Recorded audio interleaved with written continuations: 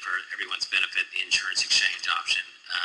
The insurance exchange is somewhat of an Expedia for insurance, a clearinghouse where people can purchase private coverage through an internet web portal.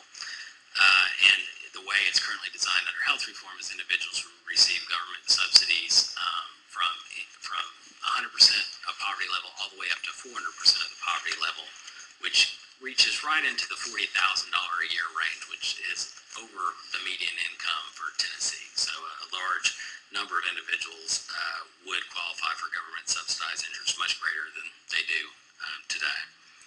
There are basically three options that are available to states as it relates to the insurance. Wait, the 400% would take you up to what income level? It's about 40, I'll tell you exactly, 44,000. That's right, okay. All right. For a family of one. So different than the Medicaid expansion. The Medicaid expansion, a state can opt to do the expansion or no expansion. And then there's some gray area that we're looking for clarity of whether or not you can do gradations of the expansion. As it relates to the insurance exchange, there isn't an option where that an exchange doesn't exist in Tennessee. An exchange will exist one way or the other. The question is who's going to administer it? And the options that we've laid out here are basically the three primary options. There's a federally run exchange option, a state-federal partnership, or a state-based exchange. Now, I'm going to highlight a couple of these. I know we're getting close on time, but this will be available for folks to reach off our website. But obviously, with federally run exchange, there are some pros. There's limited implementation risks with respect to the aggressive timeframes that are the federally imposed deadlines that are before us.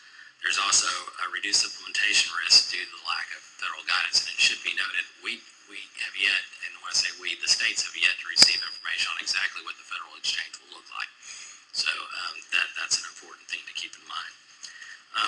On the cons side of the ledger, this would provide federal control of Medicaid and CHIP eligibility procedures that we believe puts us at some risk of increased expenditures in the out years. Just to give you some perspective, for every 10,000 TennCare enrollees, that's about 15 million state dollars. So it's not an inconsequential concern. Also, to the extent that the state did opt to go with the federally run exchange, but later wanted to run a state-based exchange, the state would have to bear the cost at that time of standing up an exchange. And it should be known, the estimate of standing up an exchange, the cost standing one up we've seen ranges between $70 and $90 million. So that is not a small cost if we go down that path and later choose a different path. State-federal partnership, that's a little less clear if that's possible. The federal government would control the tax credit eligibility, and there's potential for some limited involvement of Medicaid and CHIP, but it's not clear who has what responsibility, which creates some of the cons aspect of this one. Is it presents this more of a disjointed, fragmented eligibility determination process as compared to the other two options. Requires a significant amount of coordination with the federal government, and talking to at least one state that's actually pursuing this option, it does create somewhat of the confusion of who's ultimately responsible for different aspects of managing these complex programs. Then finally, the state-based exchange.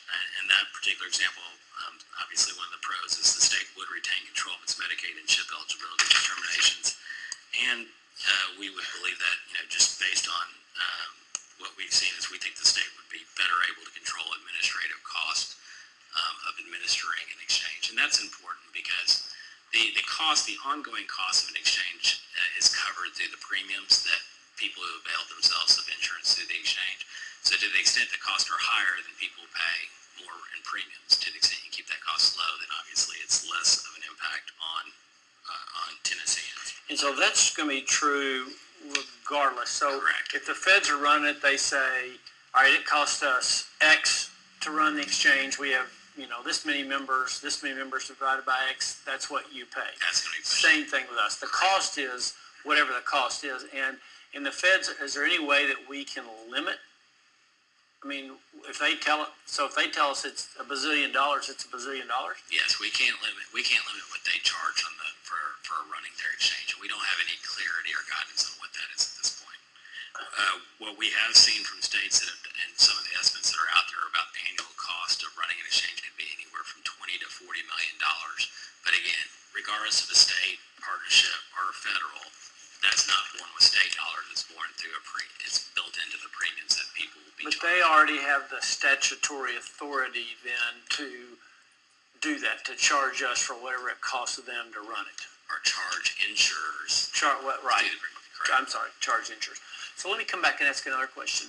I hadn't really thought about that. I read more about exchanges over the weekend than I ever want to read about anything. If it's a federal exchange, they're going to decide, back to your Expedia or cafeteria example, they're going to decide what the offering is. So they could have the ability to just pick the national insurers, right? The 6 or 7 folks that offer national coverage. They could. And regionals and everybody else would never be on the menu. They have the flexibility to decide who participates, yes. And the state, the local entities would have no really input in how that criteria would be set. Now, there will be multi-state